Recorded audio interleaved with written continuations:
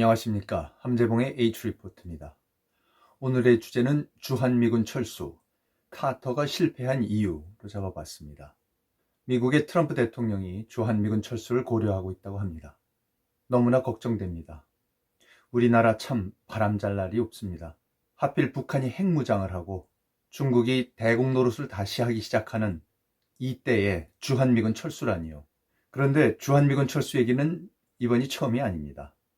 1971년에는 당시 미국의 닉슨 대통령이 일방적으로 주한미군 7사단을 철수하였습니다. 그럼으로써 당시 주한미군의 병력이 반으로 줄었습니다. 그리고 1976년에는 주한미군 철수를 대선 공약으로 내세웠던 지미 카터가 미국의 대통령으로 당선이 됩니다.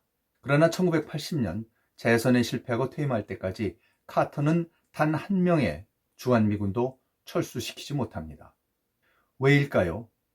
미국의 대통령이 공약을 했고 그리고 명령을 내렸는데도 왜 주한미군은 한 명도 철수하지 않았을까요? 주한미군 철수 논의가 다시 시작되고 있는 이때에 1970년대 당시에는 왜, 어떻게 해서 카터가 주한미군을 철수하는데 실패했는지 살펴보겠습니다. 그리고 지금의 상황과 어떤 점이 유사하고 또 어떤 점이 다른지 짚어보도록 하겠습니다. 1976년 6월 23일 유세 중이던 지미 카터 대통령 후보는 미국 뉴욕의 외교정책협회에서 세계의 민주주의들 간의 관계라는 제목의 오찬연설을 통해 다음과 같은 폭탄 선언을 합니다. 우리의 가장 중요한 태평양의 동맹 일본과는 일본의 국민과 정부가 원하기만 한다면 기존의 안보 공약들을 유지할 것입니다. 그리고는 바로 그 다음 문장에서 느닷없이 이런 말을 합니다. 저는 한국에 있는 우리의 지상군을 한국과 일본과 합의한 시간표에 맞춰서 단계적으로 철수할 수 있을 거라고 생각합니다. 그리고 한마디 더 덧붙입니다. 동시에 한국 정부의 억압적 통치는 미국인들에게 역겨운 일이고 한국에 대한 우리의 지지를 약화시킨다는 사실을 명확히 해야 할 것입니다. 지미 카터는 당시 박정희 대통령을 굉장히 싫어했습니다. 독실한 기독교 신자였던 카터는 미국이 독재 국가들과는 동맹을 맺으면 안 된다고 생각했습니다. 외교에도 인권을 중요한 기준으로 삼아야 한다는 소위 인권 외교를 주창했습니다. 더구나 당시에는 워싱턴에서 소위 코리아 게이트 사건이 터져서 한미 관계가 최악이었습니다. 일명 박동선 사건이라고도 불리는 이 사건은 한국 정부가 미국 의원들을 상대로 불법 로비를 벌였다고 해서 미국 의회가 한국 정부를 조사하는 소위 프레이저 청문회를 개최하고 있었습니다. 이처럼 한미 관계가 어려운 상황에서 8월 18일에는 JSA에 있는 포플러 나무 가지를 치려던 미군들이 도끼를 휘두르는 북한군의 습격을 받고 미군 2명이 전사하는 판문점 도끼 만행 사건이 터졌습니다.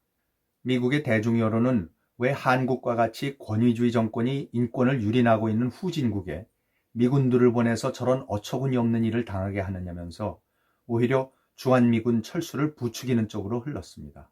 더구나 미국이 바로 2년 전인 1974년 월남에서 패하여 완전히 철수한 후 미국이 세계의 경찰 노릇을 하면서 대외 문제에 개입하는 것에 대한 회의가 미국 사회 내에 팽배하고 있었던 때입니다. 대선에서 승리한 카터는 1977년 1월 취임하자마자 한국에 주둔하고 있는 미국의 지상군을 완전히 철수할 계획을 수립할 것을 명령합니다. 동시에 한국의 인권 문제도 조사할 것을 명합니다. 그는 이러한 명령을 내리면서도 한국 정부와는 일체 상의하지 않습니다.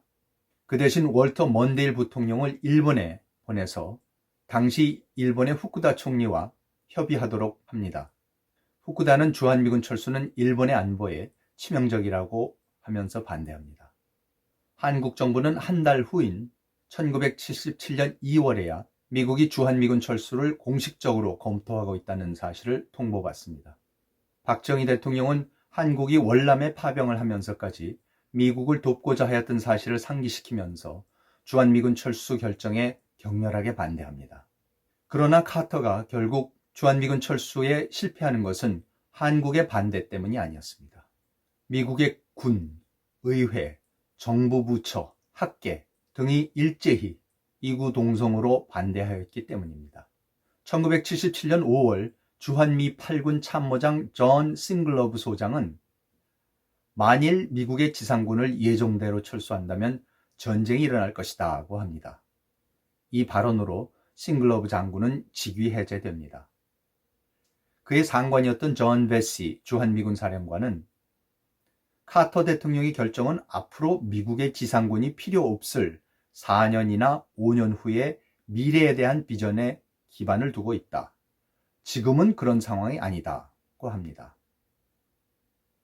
우회적으로 주한미군 철수를 반대한 것입니다. 미국의 정보 부처들도 철수 반대 공작을 시작합니다. 대표적인 것이 미국의 국가안보국 NSA였습니다. NSA의 정보 분석가 존 암스트롱은 북한의 탱크 숫자가 생각했던 것보다 80%가 더 많다는 보고서를 냅니다. 그러면서 북한군의 전력이 생각했던 것보다 훨씬 강하고 한국군의 전력을 훨씬 앞지르고 있다고 합니다. 또 당시 미국의 아시아 담당 전략가들, 국무성 동아태 차관보 리처드 홀브루크, 국방성의 동아태 차관보 모턴 아브라모위츠, 마이클 아마코스트 백악관 국가안보실 동아시아와 중국 담당관 등은 모두 주한미군 철수는 있을 수 없는 일이라고 하면서 방해 공작을 펴니다. 아마코스트는 북한의 전력이 생각했던 것보다 훨씬 강하다는 당시 미국 국가안보국의 보고서가 미국의 조야를 설득하는 데 중요한 역할을 한 것은 인정하면서도 훗날 이렇게 회상합니다. 만일 콩알을 세는 것, 빈 카운팅, 미국에서는 정보부처에서 정보를 면밀하게 분석하는 것을 이렇게 곧잘 표현합니다. 만일 콩알을 센 결과가 반대로 났더라도, 다시 말해서 남한의 전력이 북한보다 월등하다는 결론이 나왔더라도 우리는 그래도 철군을 유보시킬 수 있는 이유를 찾아냈을 것이다.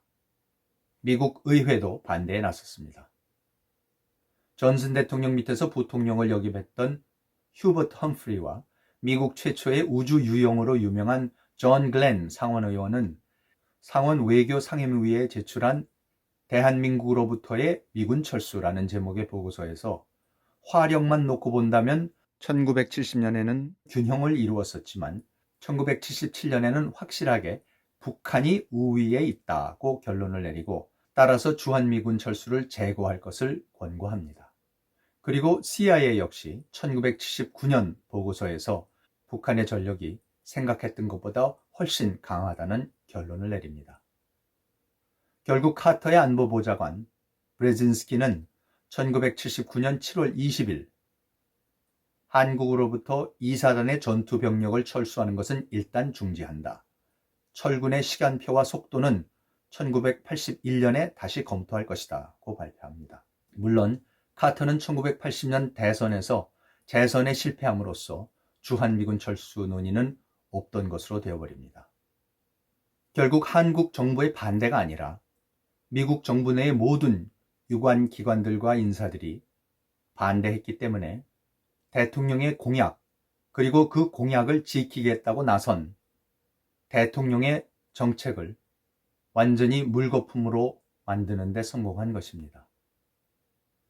군, 정보국, 의회, 학계를 망라하는 미국의 전략가들이 봤을 때 당시 주한미군을 철수시킬 합리적인 전략적인 이유는 전혀 없었습니다. 카터가 박정희 대통령을 싫어했다는 것은 확실합니다. 그러나 그런 사감은 주한미군을 철수시킬 수 있는 이유가 될 수 없었습니다. 카터의 또 하나의 실수는 북한이나 중공, 소련으로부터 주한미군 철수에 상응하는 어떠한 조치도 요구하지 않은 채 일방적으로 주한미군 철수를 결정했던 것입니다. 냉전이 절정에 달하고 있던 상황에서 이는 미국의 전략가들이 볼 때 도저히 받아들일 수 없는 일이었습니다. 그렇다면 오늘은 어떨까요? 미국의 군, 관, 학계, 싱크탱크계에는 여전히 주한미군이 절대적으로 필요하다는 광범위한 합의가 유지되고 있습니다. 냉전은 끝났지만 북한이 핵무장을 하고 중국이 군사 대국화를 꾀하면서 아시아 태평양에서 미국에 도전하고 있는 상황에서 주한미군을 철수하는 것은 어불성설이라고 생각합니다. 따라서 트럼프가 본인의 고집, 그저 한국을 비롯한 동맹국들이 미국을 등쳐먹고 있다는 식의 논리를 갖고는 미국 각계에 광범위하게 포진하고 있는 전략가들을 설득할 수 없을 것입니다. 트럼프가 주한미군 철수의 필요성을 설득하기 위해서는 북한을 완전히 비핵화시키는 획기적인 합의를 도출해야 할 것입니다. 주한미군을 철수해도 한국과 미국, 일본의 안보가 전혀 흔들리지 않을 것이라는 것을 모두가 확신할 수 있는 그러한 조치가 필요하다는 말씀입니다. 그러나 이는 불가능합니다.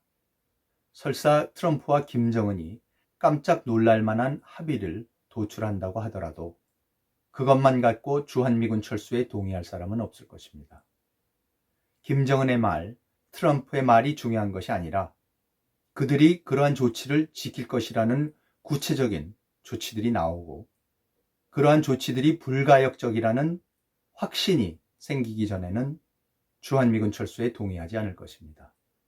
그리고 설사 트럼프가 북한을 완전히 비핵화시키고 북한의 위협을 완전히 제거한다 할지라도 여전히 중국이 남아 있습니다. 미국의 전략가들, 국방과 안보 책임자들은 중국을 미국 최고의 가상적으로 설정하고 있습니다. 이는 트럼프 본인도 마찬가지입니다. 중국이 군비 증강을 중단하고 미국이 주도하는 자유주의 국제질서의 품 안으로 완전히 돌아오기 전까지는 동북아시아에서 미국의 억제력을 획기적으로 약화시킬 주한미군 철수는 어려울 것입니다. 트럼프가 제일 좋아하는 일본도 주한미군 철수 반대는 예나 지금이나 변함이 없습니다. 주한미군이 철수하면 일본의 안보 역시 근본적으로 흔들립니다. 일본은 본격적인 군사 대국화의 길로 나서야 할 것이고 핵무장도 할 것입니다. 이는 지금까지 우리가 알고 있던 세계가 아닌 전혀 다른 세계가 도래한다는 것을 뜻합니다. 동북아에도 아무도 원하지도 않는 지역경제와 세계경제의 치명적인 본격적인 군비 경쟁의 시대가 도래함을 뜻합니다. 이 모든 것을 미국의 전략가들은 다 알고 있습니다. 그리고 주한미군의 철수는 미국에 대한 전 세계 신뢰를 땅에 떨어뜨릴 것입니다. 이 또한 세계 전략을 구사하고 있는 미국의 전략가들에게는 있을 수 없는 일입니다. 미국은 60여 개국과 동맹을 맺으면서 최소한의 군사력으로 미국 주도의 세계 질서를 유지하고 있습니다. 주한미군의 철수는 이러한 미국의 세계 전략을 떠받치고 있는 미국에 대한 신뢰를 무너뜨림으로써 미국의 세계 전략 자체에 중대한 차질이 빚어질 것입니다. 그렇다면 트럼프가 주한미군 철수를 명하더라도 성공할 가능성은 적습니다. 그러나 그렇다고 우리가 역사만 믿고 미국의 전략가들만 믿고 손 놓고 요행만 바라고 있어서는 안 됩니다. 더구나 카터 때와 지금 결정적으로 다른 것은 당시에는 한국 정부가 주한미군 철수를 완강하게 목숨을 걸고 반대했지만 지금은 한국 정부의 입장이 모호하다는 사실입니다. 한국 정부의 공식적인 입장이 무엇이든 미국에서는 한국 정부에 대해서 깊은 회의를 품고 있습니다. 물론 그때나 지금이나 한국 정부의 입장이 결정적인 것은 아니지만 미국의 전략가들이 주한미군을 철수하고자 하는 트럼프를 설득하는 데 있어서 한국의 정부와 국민이 똘똘 뭉쳐서 주한미군 철수에 반대하고 있다는 것을 지적할 수 있다면 이는 큰 힘이 될 것입니다. 그렇게 될 수 있도록 카터 때와 마찬가지로 이번에도 주한미군 철수가 철회되도록 우리 모두 지혜를 모으고 힘을 보태야겠습니다. 시청해 주셔서 감사합니다.